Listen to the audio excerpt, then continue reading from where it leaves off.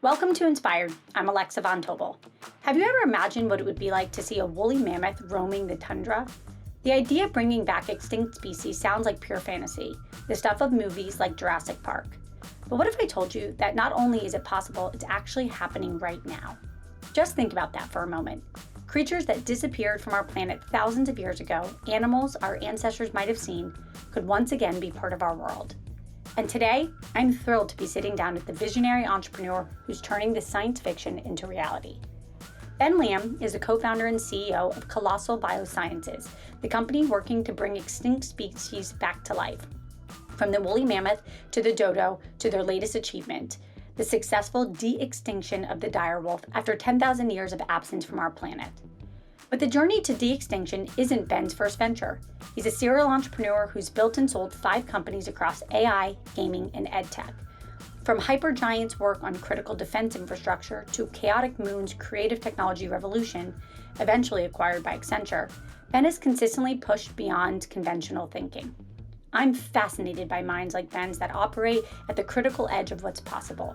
What makes someone look at the extinct species and think, we can fix that? How do you build a company culture where the impossible becomes just another Tuesday? And perhaps the most intriguing, what happens when we unleash unbridled ambition to tackle the thorniest problems on our planet? Today's conversation will take us on the journey through Ben's entrepreneurial mindset, how he cultivates gravity-defying ambitions, assembles teams of brilliant outliers, and manages the high-stakes emotional roller coaster of pioneering new territory. If you're running a startup, we know things like managing equity and communicating with investors are always top of mind. Carta has built a connected suite of tools that over 40,000 companies use to do just that. Their platform of software and services helps you lay the groundwork so you can focus on building.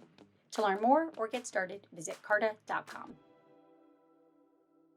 And with that, let's welcome Ben. Ben, first of all, I'm so excited to have you on here. And I have to confess that as I was walking in here to get set up for today, many people here at Inspired stopped me and were like, he is so cool. Like the woolly mammoth, what is he doing? This is incredible. So I'm jazzed to have this conversation. So first, just welcome. I want to start from the beginning, Ben. You grew up in Texas. You, if I have it right, were born 44 years ago in Texas. I'm 43, so I still have a little bit more time before I get to 44, and I'm epigenetically 35. So yes, I was technically born 44 years ago, based on rotations around the sun, but I've been on a big health kick, and so I want to say that I'm probably closer to 35, 36. I'm going to go with that from now on, by the way. I'm going to start sharing my function Yeah, health. you gotta do like the function health test and be like, Okay, wait. well, So technically. then I'm not going to take the time to pull it up. So I'm 23.9, which has to be a mistake. That's incredible. I think it has to be a mistake. And so I feel like I should get more data. But if we're starting there, first of all, congrats to both of us for being healthy. I love that, Ben. Ben, let's go back to your childhood. So you were raised throughout Texas, Fort Smith, Arkansas. You were just such a prolific entrepreneur doing some really ambitious things. And I just want to go back to your childhood and ask the question of what stands out to you? If you think about your childhood and things that you think help weave you into this. Yeah, I would say I had a weird but like a non-traditional childhood. So I was raised by my parents got divorced at a very young age, and my dad lived predominantly overseas, and so at an early age, I actually traveled a lot with my father internationally. So I got a lot of interesting exposure to kind of international cultures. I think that kind of gave me kind of a global kind of viewpoint and kind of realizing that there's lots of different ideas out there. There's lots of different cultures out there. Lots of people live very, very different all over the world. So I kind of got that flavor. But then I was, predominantly, most of my time was raised by my grandparents, my mom, and so mostly a single mom, right? So I spent a little bit of time with my father, but for the most part, I spent a lot of time with my mom in Texas, right? And she was a Spanish teacher, and my grandparents were just kind of like your normal kind of middle American, grandparents, right? They were super involved. So I had a lot of love and support, which is great. Even though she was a Spanish teacher, I still don't speak Spanish. So I don't know what that says about me. Probably a lot, and it probably says nothing and a lot at the same time. But we moved around a little bit, but mostly in Texas. We did have, to your point, we had a small stint in Arkansas, in Fort Smith, Arkansas, with because my mom got remarried and she was teaching Spanish there, and then that didn't totally work out, so we ended up coming back here to Texas, and then I went to high school in Texas, went to college in Texas, started my first companies in Texas, moved to San Francisco, moved back, moved to New York, moved back. And so I think that Texas is pretty deep in my roots. When you think about something that you can credit some of your grit and resilience to from your childhood, is there something that just stands out, or a formative story or anything that you would want to share? So two things in high school, like going into high school, my family, like I think, did a really good job at the early stages, just instilling work ethic. So I always like mowed lawns. I always did kind of little chores, ins and outs to try to make money.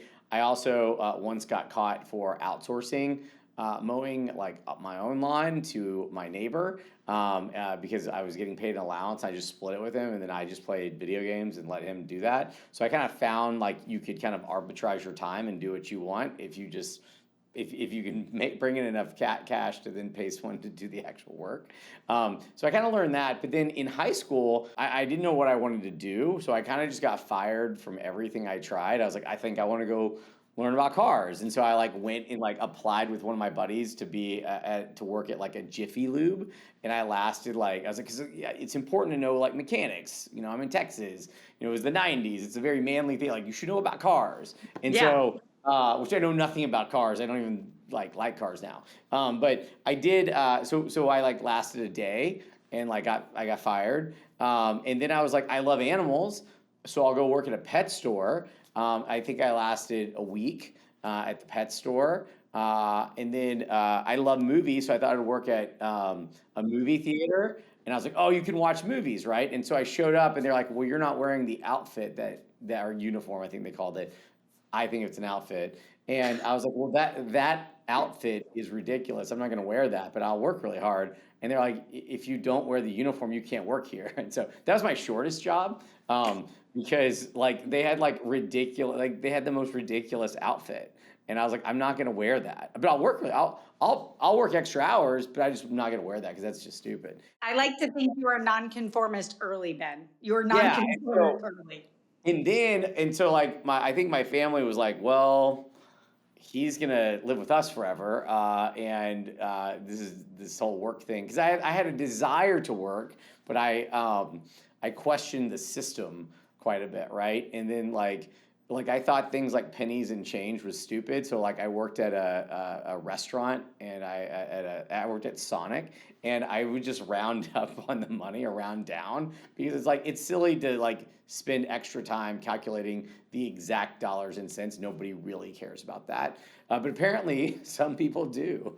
And so I just went through this like plethora of jobs that like I wasn't qualified for, and then but then I had this incredible teacher who I took a class in college called like everyone took like woodworking and stuff. I took a class in high school called Web Mastery, and this was the time to date myself, to date my non-epigenetic self. But it was that I actually learned and taught myself Macromedia Flash. And this was the time of the internet where like everything was moving and it like or everything was about to move and it was like gave everyone like motion sickness and you needed that plug-in before like Steve Jobs killed Flash for a while. And so I thought it was really interesting. And so I taught myself Macromedia Flash before it ended up becoming Adobe and then or being acquired by Adobe and action scripting. So I loved HTML and XML. And so I just started building web pages because I could do it from a laptop and then I could still go have fun with my friends or do whatever. And so I started just teaching myself kind of basic web coding. And I got really, really into it because it was kind of the right mixture of kind of like science and art, where I could design stuff that was cool, and then I could also like make it animated, and I could actually code it so it could, do a lot of real. And this was kind of the time of the internet where you went from like gifts to Flash to online payments. So it was a really kind of cool time to do this. I mean, we're still working mostly on dial-up, but it was a pretty cool time. I love that. I'm like really giggling that you've been fired from so many jobs. And But actually, those were all very early. yeah, that was all very early, but it really charted you towards the fact that you were like, I'm unemployable and I should just Yeah, yeah, build I'm my own definitely. thing. I am the most unemployable. I still think I'm unemployable. But if it makes you feel better, my husband jokes that I'm also unemployable, and because I always have to build things. So maybe there's the same there. I want to just before we get into Colossal, which I'm just epically dying to talk about. Um, it would be like silly for me not to mention the fact that you've literally built five other companies, and just I'm going to name some of them, including, and I'm sure, sorry, many others, but five very big ones. Hypergiant, which was acquired by Tribe Capital; Conversable, which is acquired by Like Person; Chaotic Moon, which is acquired by Accenture. Oh, Um, I also got fired by Accenture, just to be clear. I did get fired there too. So just I want to be honest and transparent. I already love you, Ben. So when we think about just the fact that like one day the light bulb went off and you're like, I'm an entrepreneur. And by the way, just an incredibly successful one, building many businesses that have had many successful exits. When did you know you were an entrepreneur and that you were meant to build things? Well, I try to do both at the end of college. So I studied finance and accounting in college, and I was 3 hours short of having a triple major with international business. And I did fine in college, but I was also really social. And but there was this interesting kind of inverse relationship towards my senior year of grades to balance sheet. So I was doing consulting. I was using those same tools, right, that I like kind of started to develop in high school, and started applying them to e-learning, right? Because it's like that's something people would pay for, and that's what large corporations were looking for. And I had this thesis that you could change e-reading to true e-learning versus like e-reading, which is what it was. It was kind of just like black text on a white screen, right? And so I thought you could create like an emotional connection to the content. And so I got it in a weird series of events. My first real job that I did not get fired from was Genentech, which was a biotech, but I got hired to build their online training stuff, right? And so it's kind of weird that my newest job is biotech, and my first job was biotech, even though I was doing something very, very specific for them.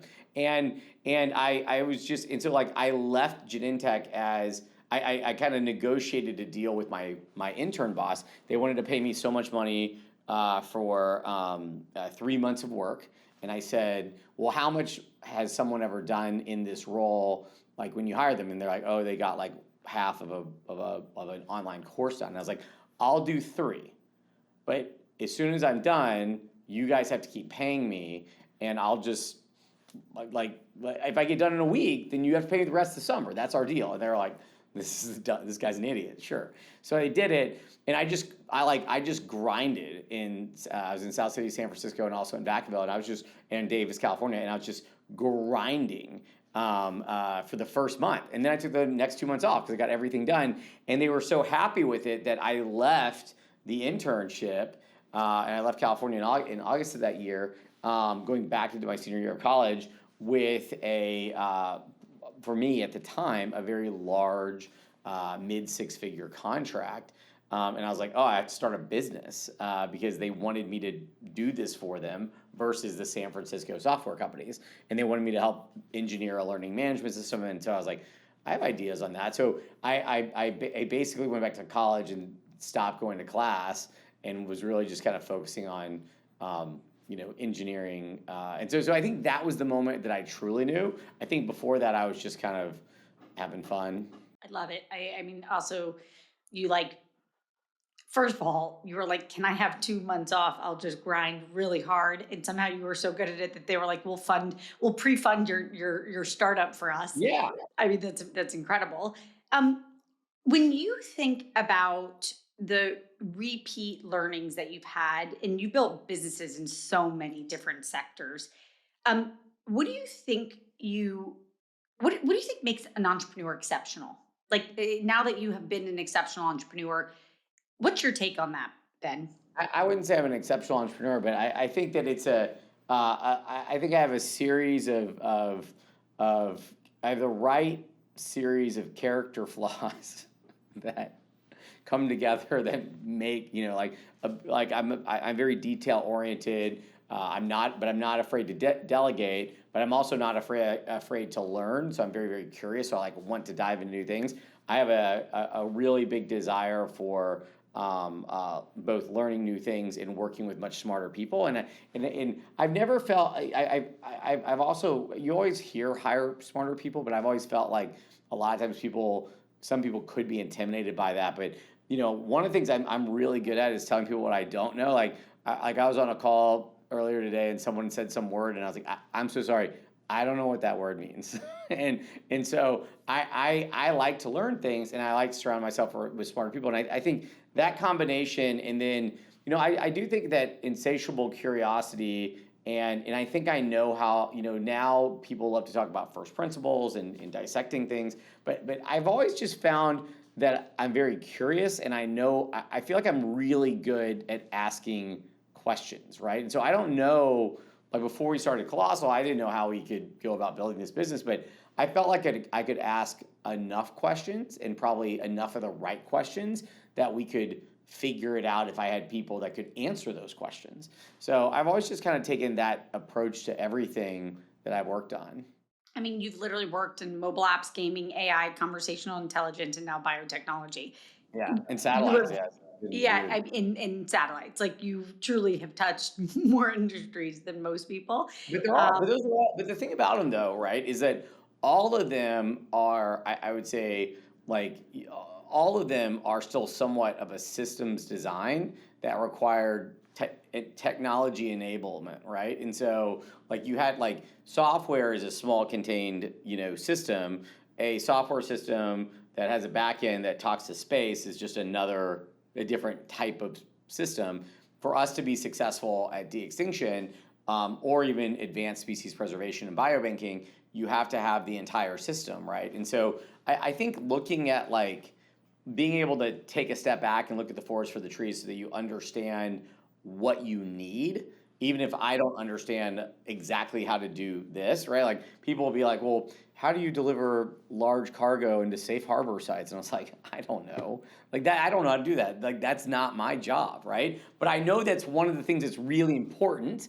So we went and found the people to do that, right? it almost sounds, Ben, like you are exceptional at knowing the hard questions to ask.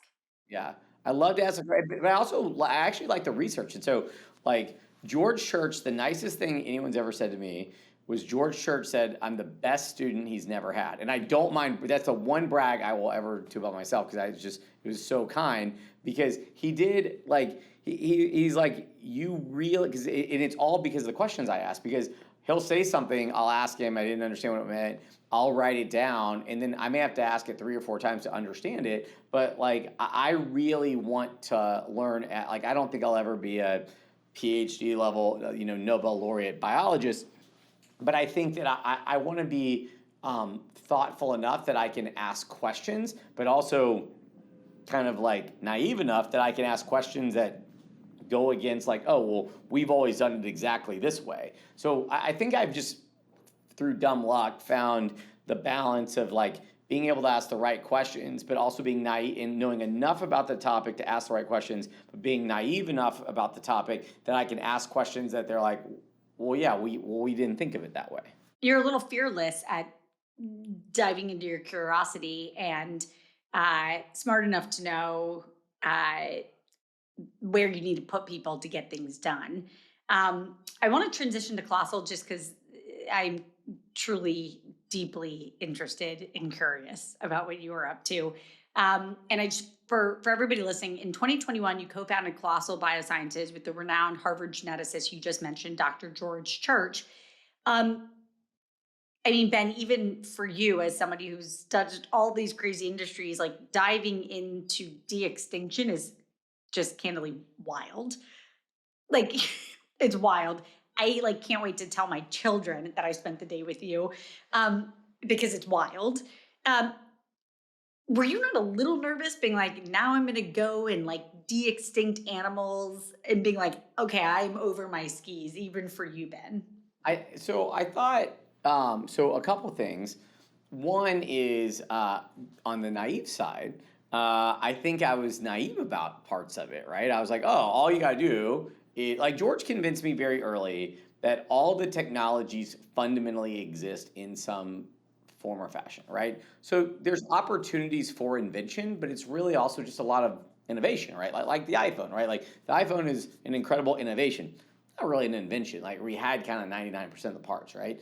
And so my view was George got me very comfortable, and I'm a trust but verify guy. So even though I had meetings with George, I went and talked to a bunch of other external scientists, spent some of my own money, like hiring some consultants and kind of thinking through this whole problem. And I got to the point where it's like, yes, we have all the tools and technologies. Now, the naive part, what came in was I thought that, there's so much more than the lab work here, right? And so if we only had to raise capital, do it in a lab, and then be like, here's a direwolf, here's a woolly mammoth, here's a thylacine, and that's kind of what I thought, the naiveness, then I think that's hard.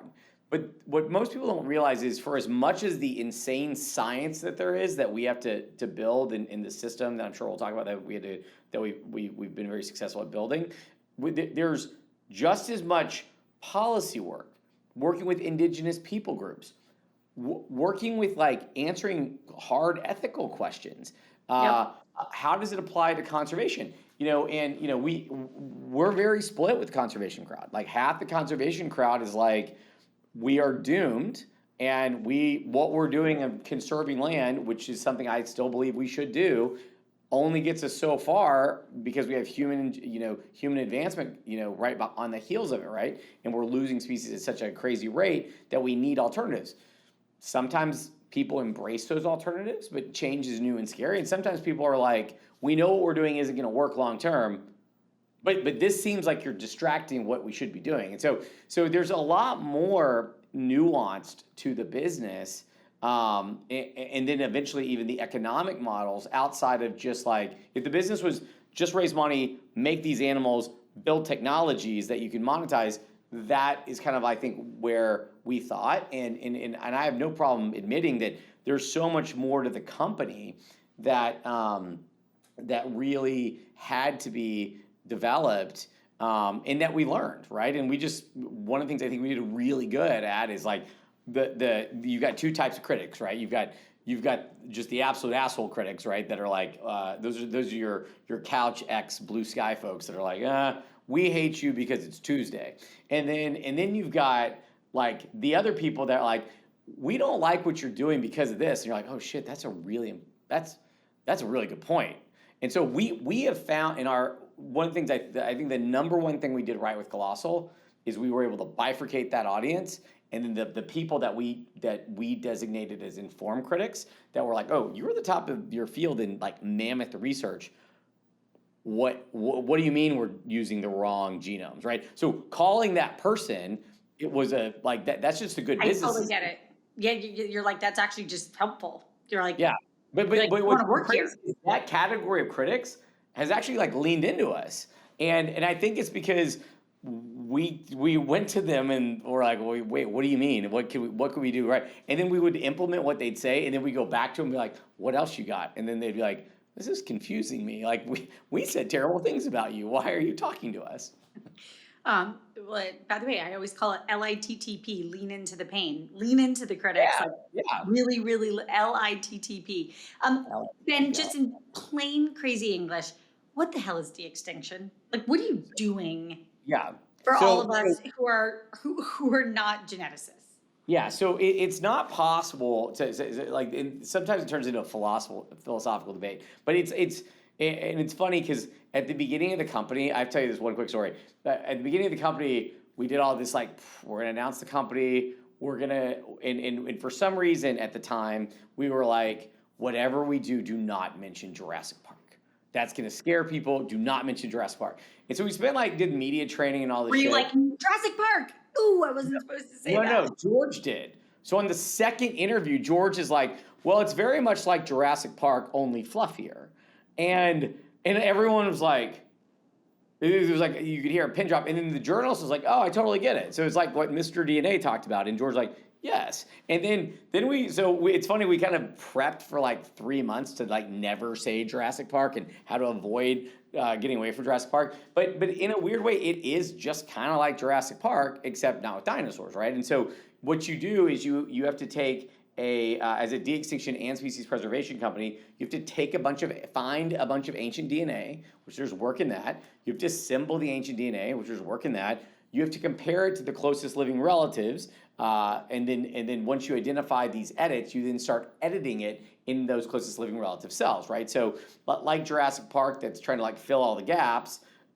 We do all the computational analysis, and then we just make edits to the closest living relative for the lost genes or lineage. And then there's a couple different ways that you can use somatic cell nuclear transfer or editing and microinjections in the embryo. You can do a couple different things in order to get to the point that you then have something you can put into a surrogate. And then hopefully long term, we're working on, we have a 17-person team working on artificial wombs. So hopefully long term we do artificial wombs. But the naiveness comes into play even in that system, because I just thought, well, we'll just compare we can solve all these problems, but we'll just go compare it to the GCP of species. And then I was like, wait, what do you mean? Because I've seen 23andMe and all this stuff. I was like, what do you mean there's not a cloud access to all DNA of all life? We have not sequenced everything on why? That's also an insane proposition to me, that we're losing these species. We should protect them, but why haven't we sequenced everything and biobanked it? And people are like, we don't know. And the answer is just kind of no one's really wanting to put money into it. That's so first of all, that is fascinating. And you're like, we clearly should be doing that. Okay, Ben, I want to go down to nuts and bolts of first of all, what was the first animal that you guys de-extincted? Was it the direwolf? It was the direwolf. So the first animal, the first extinct species back is the direwolf. We did produce a woolly mouse before that, but that was not Chip and Dale. That's Chip and Dale. Chip and right? Dale, yeah, Chip and Dale. Okay, well, so let's start with the direwolf. We're going to come back to the woolly mouse. Okay, so in plain English, how did you guys do that? Yeah, so there's a lot of direwolf skulls in La Brea tar pit. There's this incredible wall and it's sick. But the problem is there's heat and acidification in those tar pits. So you have to find ancient DNA. So about 6 years ago, there was a group that Shapiro, my chief science officer, was a part of because they were excited about Game of Thrones, that actually sequenced, got a very little bit of DNA from a single tooth. So you got all these crazy, beautiful skulls, but only one tooth from this one cave ever produced any viable DNA. So we went back and got that tooth. We also discovered another skull that had been found in a riverbed. So it was not found in La Brea tar pits. And we actually took out what's called the petrous bone, which is a bone in the inner ear, in the back of the skull and kind of inner ear area. That's very, very hard. It doesn't change a lot in development. So it's a great DNA storage vessel. We drill into it, so kind of like what you see in Jurassic Park with Amber. You extract that DNA, you run it through these sequencing machines, and it gives you those letters, right? Like what Mr. DNA tells you. It gives you this twisting, it tells you the letters or the DNA code of that animal. But the problem is ancient DNA is very fragmented, it's very old, it's very degraded. So you gotta do lots of sampling, and it's destructive sampling, so you gotta be careful with these old specimens. And then you've gotta ensure that you get enough passes of the DNA, that you have enough that you can then piece together it, so that you know enough about the animal that then you can start looking at what its closest living relative is, and then you have to do the exact same thing with the closest living relative, and then you start to compare it all. So once you start to compare it all, you start to see what genes are consistent. So a direwolf is 99.5% a gray wolf. Most people didn't realize, so some of the negative feedback we got because people didn't do the math was that we have two direwolf samples, one that's 73,000 years old and one that's 13,000 years old. And there's more genetic diversity and drift in my 2 direwolf samples than there is from my second direwolf sample and today with wolves. So, Wow. yeah. So if you can get multiple samples, that's really what you want. That isn't possible in all species. Like in the mammoth, we have over 70 samples now. And so that allows us over 60,000 years of our 2 direwolf samples to understand what really made a direwolf. What were the exact genes and what were fixed when we compare it to wolves and other canids, because there's a lot of variance between those. Like if you go back in humans from us to 60,000 years ago, there's a lot of changes, right? But what are those core things that really kind of kept the human lineage alive? And so once you identify those things, you use a suite of different tools to actually go in and edit the existing donor DNA. In this case, it's the gray wolf because it is the closest genetic relative to the direwolf. You make those edits.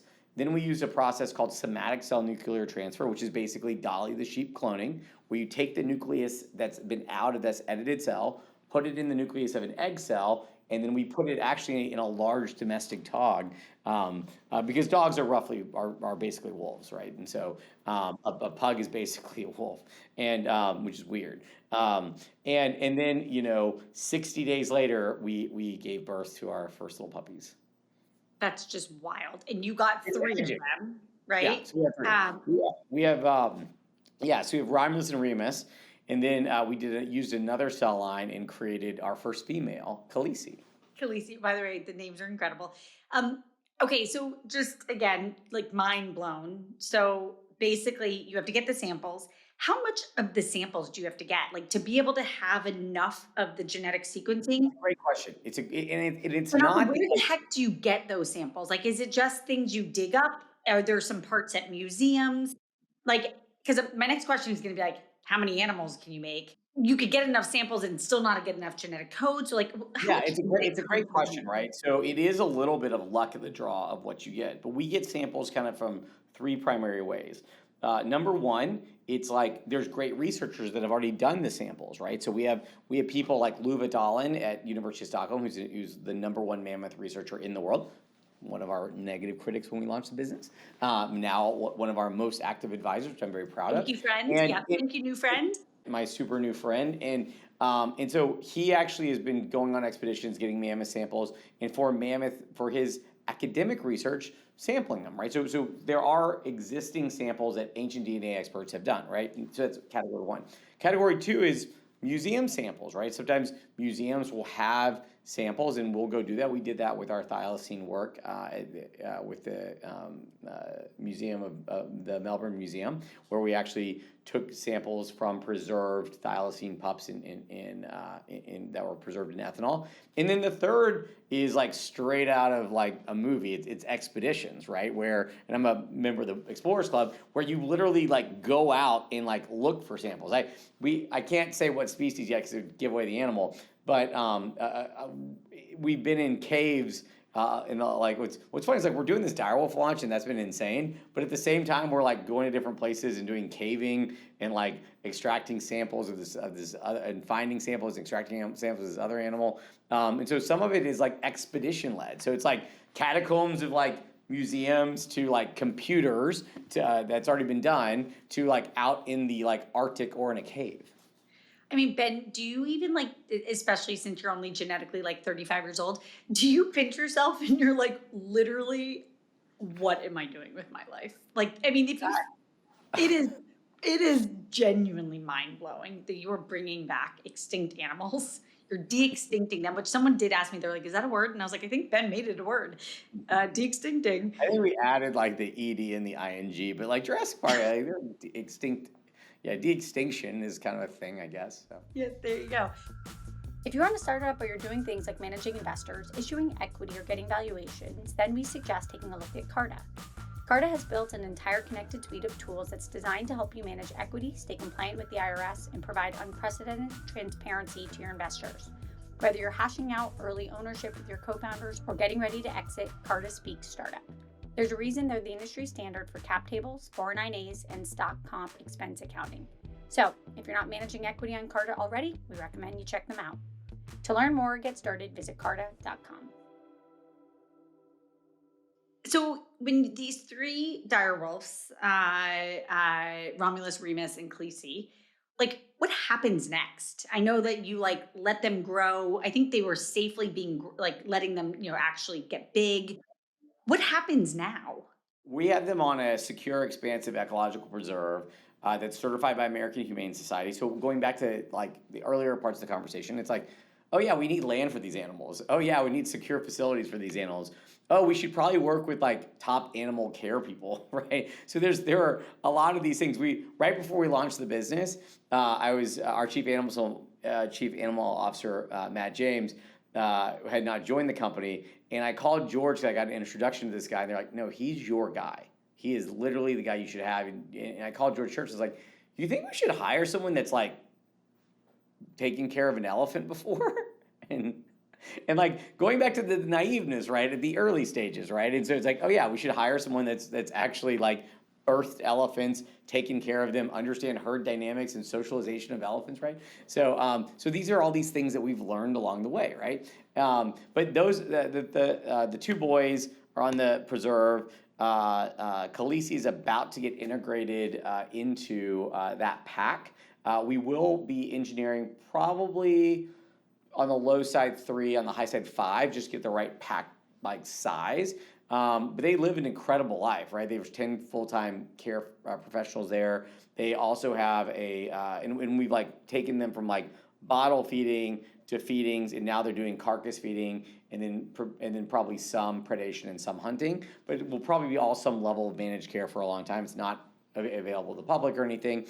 And then our goal is to study them, learn from them, and then also we have built a very long-term rewilding plan. But the rewilding of any species, you have to take indigenous people groups, federal agencies, the public at large, right? Like there's some misconceptions about wolves out there in general, right? They kind of get a bad rap, but they're incredibly important for the ecosystem.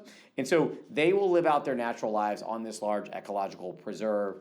And then potentially future generations could be rewilded if that's what other people want. So we don't push the rewilding agenda. If that's something that is wanted, like in the case of the direwolf, we had several different indigenous partners, and one of them being MHA Nation, which is 3 nations that came together. It's actually in their oral traditions and in their culture. They think that it may have been the gray wolf, the great wolf in their cultures. So they're they're excited about eventually could they have them on a secure ecological preserve back on their sovereign land. And so for us, we just want to collaborate in any way that people want to. Okay, Ben, I'm gonna ask like super to your point of like you're comfortable asking really dumb questions. I'm gonna ask mine. Now that you're observing them, what's like the thing that you're observing that you could be most excited about? And what are you observing that you're worried about? There was an inflection point that changed for me because right before launch, we in this world of like generative AI, we wanted people to see them, but we also didn't want there to be like a travel receipt to a certain location, right? And so we actually moved them to another location to let a couple of key people see them, like Time and Rolling Stone and New Yorker and a few others. So we felt like, hey, we got to let some people see them. So it's like, don't just take our word for it. Like you come see them, spend a day with us and whatnot. And right after they got back, like I was back where they were 2.5 weeks after that.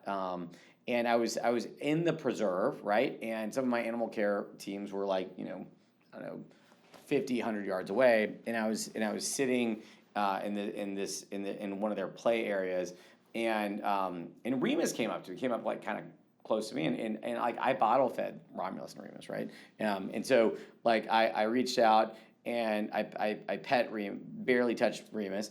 Because Remus came to me, and then Remus like kind of took a few steps, and then kind of like started acting like a wolf, right? Like kind of like jumped away, like a little like I moved a little bit and it was a little skittish. And so there was a moment, like you can never forget that these animals are still wild animals, right? These are still wolves. These are not dogs. And so that was a moment for me where I was like, I'm never going to pet or touch or probably be this close to them again because they're now starting to behave more and more like wolves. Like when they're fluffy, polar bear looking puppies, they're like, you're kind of like, oh, this is like, I think it falsifies the relationship on some level. So I think I was pleasantly surprised that in our behavioral team is pleasantly surprised how fast they are adapting to be nearly wild wolves. Only one of our key caretakers, who's with them literally every day, at least 6 days a week. There's like she's the only one that has that level of a relationship still. And remember, this was only a few months ago, right? Like a few months before, they were like falling in my lap, right? And so so that was the thing that our animal care team told me that we would if things were going healthily with their development, they would get to. But then there was that moment where I kind of experienced it firsthand. I was like, I don't think I'm ever going to be in the preserve again. Yeah, you're like wild wolves, like literally. Yeah, so I was like, Wild. this has been great, and I love you guys, but I'm gonna respect you from my distance, right? And so, but that was something that I think that was both sides of your question. When you think 5 to 10 years out with what you're doing, what's the end state? What's the end goal here? And obviously you've created an incredible AI infrastructure that can not only code extinct animals, then create this bridge to the most, similar living species. And then I heard you say, synthetic wombs and all these incredible other things. Um, but so what's the business model? And like what's your hope and dream, Ben, for what you're building 5 to 10 years out? So I'll talk about the hope and dream, and then we can talk business. But hope and dream, if we fast forward 10 years out, I hope that we have a handful of species that we have brought back with enough engineered genetic diversity that they can successfully thrive and live and thrive on their own back in their natural habitat or something very close to it, right? So that's data point one. The Yep. second thing that I think is equally important is I hope we're seeing mass adoption much quicker than we thought with our technologies to conservation. But I hope that a combination of those tools and technologies, including things like artificial wombs and biobanking, all come together so that this de-extinction toolkit that's super cool to bring back things like mammoths and thylacines, and hopefully even species like stellar sea cow and others that we can't yet because we don't have ways to gestate them. I hope that same application is being applied in real time for endangered species. And I don't, and once again, sometimes this is an unpopular opinion, but I still am convicted about it, regardless of whether it's popular or not. Like while 99.9% of the world should be focusing on existing or slightly innovative new ways for conservation, there is 1%, which I think should be us, that is developing some level of a fail-safe. And if we can get to the point which we can take samples, engineer in genetic diversity, and then use artificial wombs to grow 100 northern white rhinos versus even having to use surrogates, right, from an animal welfare perspective, from a population growth perspective. If we could help use these tools to help productionize endangered species, well, then I think that we will get recovery of species much faster. And that's not to take away from the incredible work that current conservation has done for the last 100 years. It's just new tools to help augment the fight, right? Because it is currently a losing fight. So a world where a little kid can see videos or go to Northern America or Alaska or wherever and see mammoths thriving back in their population, and also see those technologies being applied to create a more biodiverse world in Africa with northern white rhinos, and those same technologies being applied to both. To me, that's kind of my, I think, goal in state for sure. Important question, just because I want to better understand it. How do you make money? Right now, we don't. We're really good at losing it. And I bet we're you could sell a lot of people wanting to see photos of these of the Yeah, game yeah. worn I mean, wool. we get all kinds of stuff. Like they're like, we get everything to, will you make me a dragon, to can I buy direwolves? Can you make a pink direwolf for my kids? Like so we get all kinds of, we get lots of weird requests. Um, and so our bit, I don't think we yet know every aspect of it, but we know kind of three parts of the business model. When we started out, it was just technology innovation, right? We've spun out two businesses that we've announced publicly. One, Form Bio, being a computational biology platform. The second one, Breaking, which is breaking.com. It's a plastic degradation company that's using a super accelerated microbe that we genetically engineered using our tools in computational biology to break down break the chemical bonds of plastic. So not making smaller plastics, but literally eviscerating plastic. And then and everything we've thrown at it, it works, which is pretty cool. And then we have a third one we haven't announced yet. We'll announce hopefully next year. So we'll continue to spin out technologies. And then there is a huge opportunity to work with governments to rewild these species, get government subsidies, get carbon credits, Eden bonds. There's a huge, like if you look at the carbon market and the biodiversity credits market, and what will probably end up being evolved into nature credits. And now you've got people like PwC certification. You've got people like, TPG just raised like an $8 billion fund around this thesis. You've got Lloyd's of London certifying it. So I think that you're seeing, kind of like you've seen in crypto, a maturation of trackability as it relates to improvement to land and improvement to carbon sequestration and methane suppression. So, if we are successful in our efforts and successful in rewilding them, I think there's a lot of long-term. The animals become long-term annuities, which is pretty interesting. And then the third is governments. Governments are coming to us, even though we open source our technology. Kind of like open source, a lot of times people will go to the open source providers and say, "Hey, we tried this. This is great, but we need you to solve this problem." And we're working with one government right now that wants to get to a certain number of species that are female for breedability, for captive breeding programs, to save the species. That's culturally important to them. And it's going to take them about 23 years. We can do it in 3. Wow. It's going to cost Wow. them a couple $100 million. We can do it for less than $100 million. So we can save them money and also save them decades, and also give them genetically engineered products that have additional genetic diversity engineered into them that we've taken from museums and other samples, right? So we've, and even some synthetic genetic engineering as some genetic diversity. These are the types of business models that are starting to evolve that we think is pretty interesting. Wow, there's many different ways where it sounds like you can make money from like the core DNA of the business, no pun intended. Um, I have to ask this because I'm dying to ask this because I also grew up obsessed with woolly mammoths, which is a whole other story. But you're targeting the woolly mammoth for de-extinction by 2028. Obviously, behind you is incredible numbers of really cool woolly mammoth elements. Wow, what goes into that, and how do we make that happen?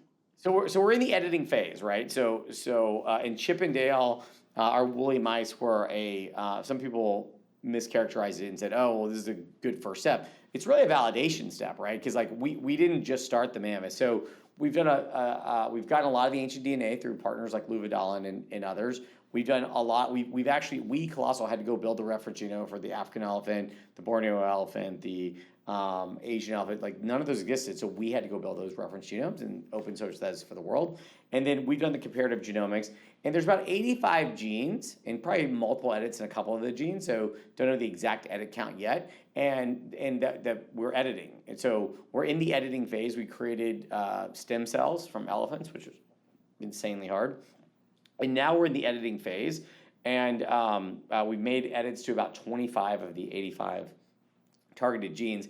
And then we tested some of the cold tolerant phenotypes like fat metabolism, and then coat color and woolly, the texture and how it grows in a mouse model, because it's 20 days of gestation versus 22 months, to verify if we're on the right track. What's incredible about that project is we did it in 1 month. And then 1 month later, we had woolly mice, which was amazing. So it shows that the system works really, really quickly, And which is super amazing. dumb question: did you literally invent a new species with the woolly mice? No, so this goes, so that you asked the biggest critic question, right? And there's two. There's why don't you just focus on conservation? But that's an education thing. That we have a $50 million foundation that we just donate to people working on conservation, and then we open source all of our technologies for conservation. So I think of this as like a free research and development thing for conservation. The second one kind of goes to your woolly mouse question. It's that there's about 30 different ways to classify a species. Speciation is a human construct. It's not something that nature invented, right? And so you put a fork in a river forks, and it separates these two toads over some period of time. If there's different environmental pressures or different predation, different survival of the fittest, you're going to have two different species, right? And so some people will classify polar bears as the same species, even though a child will be like, well, that's a white Arctic adapted bear, and this is a brown bear that's not aquatic adapted. Yet they can interbreed and produce viable offsprings, and they do it all day long. And so there are species definitions where if a species can interbreed, it should be the same species. But a child will tell you that a brown bear and a polar bear are not the same thing. And by the way, they are classified as two different species. I don't think the woolly mouse. The way I think about it is, I don't think the woolly mouse is a new species. Some people think it is, and some people think it's not, right? And so this human construct of how we label. We like to compartmentalize things and put things in boxes because that's how we as this current evolution of hominids look at things and put things in box, and so that's how we think about them. But what's interesting on the direwolf stuff is that no one, we had indigenous people groups, we had private landowners, we had the government, which causes I thought it was a good thing to tell our government, regardless of what party they're in, what we were doing. I thought that's a good, responsible thing for me to do as the CEO. We got negative feedback on that, but the biggest feedback that we got was, about 20% of the paleo community and the evolutionary biology community wanted to argue classification. But if you look at the phylogenetic tree of life, 99.9% of all of life is based on where it lived, when it lived, and its morphological state. Like, we don't have DNA for all of that. And so based on the morphological definition of species and the fact that we use the DNA from the U.S., we use a donor wolf from the U.S., so it kind of lives here.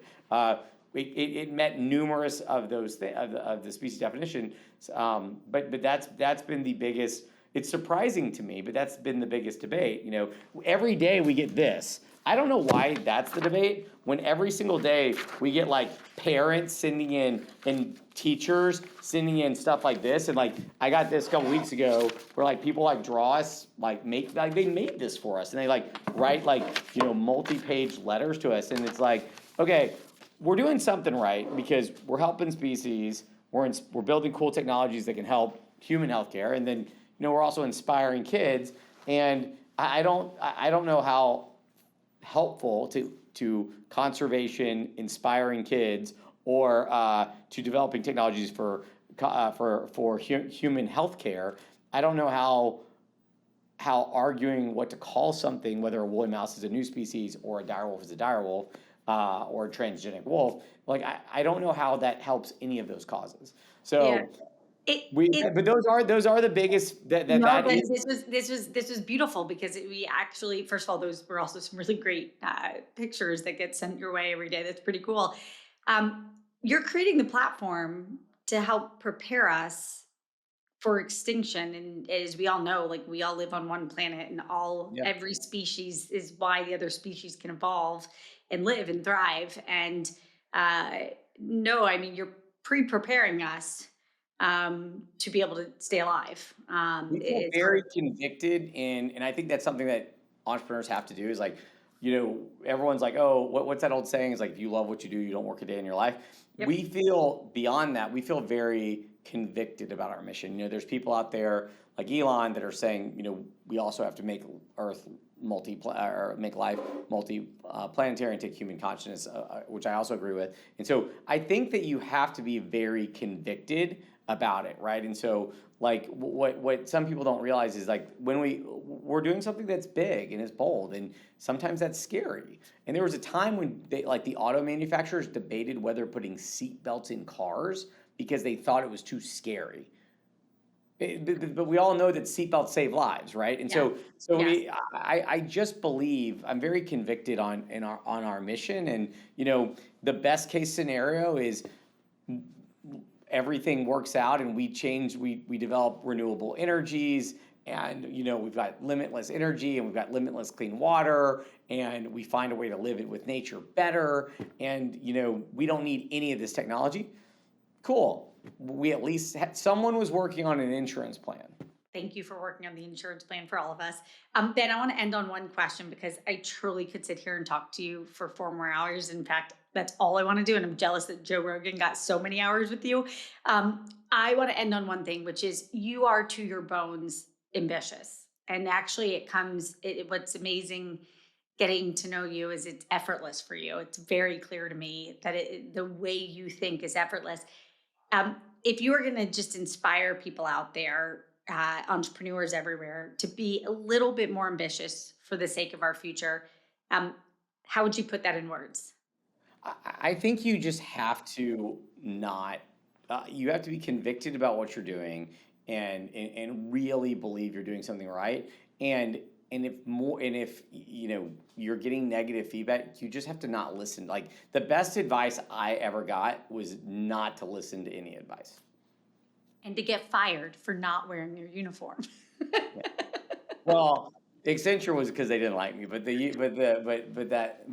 movie studio, yeah. I mean, they had just ridiculous suspenders, and I was like, why do you need suspenders in the first place? And why, if you have them, why do they have to be so ridiculous? No, but all jokes aside, you're absolutely right. You've got to be able to put on blinders and chart your own path. And you've got to be Yeah. comfortable you're not always going to be liked and you're not always going to be understood. I mean, I sleep great. I have an 8 sleep bed. I sleep 7 8 hours a night, and I don't think 1 minute about it. I love that. Ben, again, thank you so much for your time today. I wish I had so much more of your time and energy.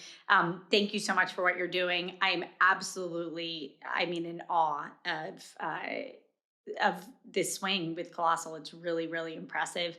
And you'll be getting a woolly mammoth drawing from me shortly. So I request that it gets framed and literally put behind you. But no, just Ben, thank you so much for all that you're doing. I am so inspired, and yeah, your ambition is palpable. Awesome. Thank you so much for having me. Thank you.